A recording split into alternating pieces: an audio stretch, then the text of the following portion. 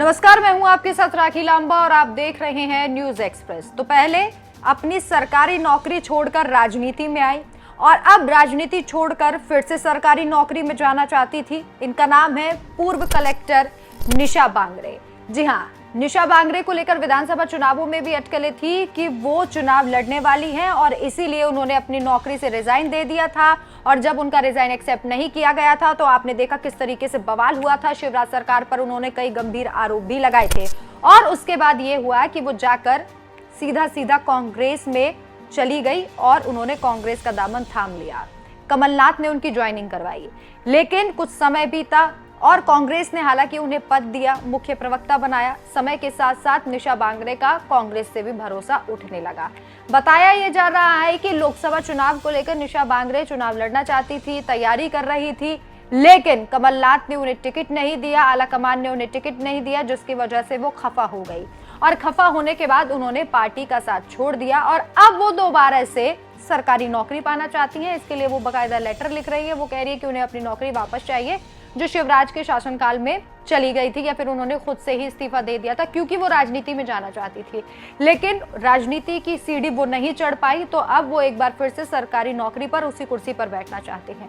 खबरें हैं कि अब निशा बांगरे भिंड लोकसभा सीट से चुनाव लड़ सकते हैं। जैसे ही सूत्रों के हवाले से ये खबरें आई, चर्चा इस पर होने लगी कि क्या भिंड की सीट से निर्दलीय वो चुनाव लड़ेंगी। लोकसभा का एक तरफ वो नौकरी मांग रही हैं, दूसरी तरफ कांग्रेस की बुराई कर रही हैं और तीसरी तरफ अब कह रही हैं कि मैं निर्दलीय लोकसभा का चुनाव लड़ूंगी। लेकिन इसके बाद तुरंत बाद एक और खबर आई।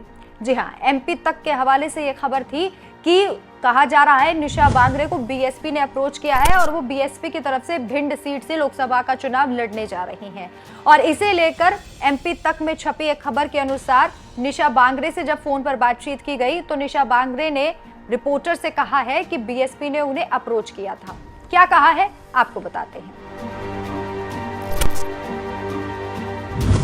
मुझसे बहुजन समाज पार्टी की तरफ से संपर्क किया गया था और ऐसा प्रस्ताव दिया गया था, लेकिन मैंने उसे खारिज कर दिया। फिलहाल मेरा कहीं से चुनाव लड़ने का इरादा नहीं है।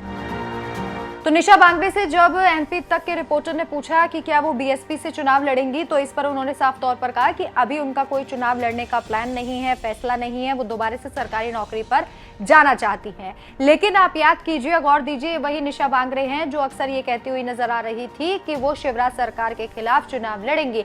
लेकिन जब उनकी कमलनाथ से मुलाकात हुई थी उस वक्त कहा जा रहा था कि वो चुनाव लड़ेंगी। विधानसभा चुनावों के दौरान भी ये अटकलें थी। धीरे धीरे अटकलें कम हुई और पता चला कि वो चुनाव नहीं लड़ेंगी। अब एक बार ये कहा जा रहा था कि बीएसपी की तरफ से वो चुनाव लड़ सकती हैं, चूंकि मायावती एमपी में भी स्ट्रांग होने की कोशिश कर रही हैं। और यही कारण है कि चाहे यूपी हो, राजस्थान हो, मध्य प्रदेश हो, मायावती अपने जितने भी प्रत्याशी हैं उनके नामों का धीरे धीरे ऐलान करती जा रही है। और जब निशा बांगरे ने इस बात को पुख्ता कर दिया है कि बीएसपी ने उन्हें अप्रोच किया था लेकिन अभी उन्होंने मना कर दिया है, एक बार फिर से तस्वीर साफ हो गई है कि निशा बांगरे लोकसभा का चुनाव नहीं लड़ेंगी। लेकिन अगर बीएसपी की तरफ से अप्रोच किया गया है तो यह भी कहा जा रहा था कि हो सकता है कि वो मायावती की बात को मान ले। लेकिन आपको क्या लगता है, क्या निशा बांगरे को बीएसपी की तरफ से चुनाव लड़ना चाहिए या फिर नहीं? या जो ऑफर निशा बांगरे ने ठुकराया है, क्या इसका उन्हें नुकसान भी भुगतना पड़ सकता है? क्योंकि सरकारी नौकरी को लेकर अभी तक कोई पुख्ता जानकारी नहीं है कि उन्हें वापस मिलेगी या फिर नहीं। हमें कमेंट करके जरूर बताएं। नमस्कार।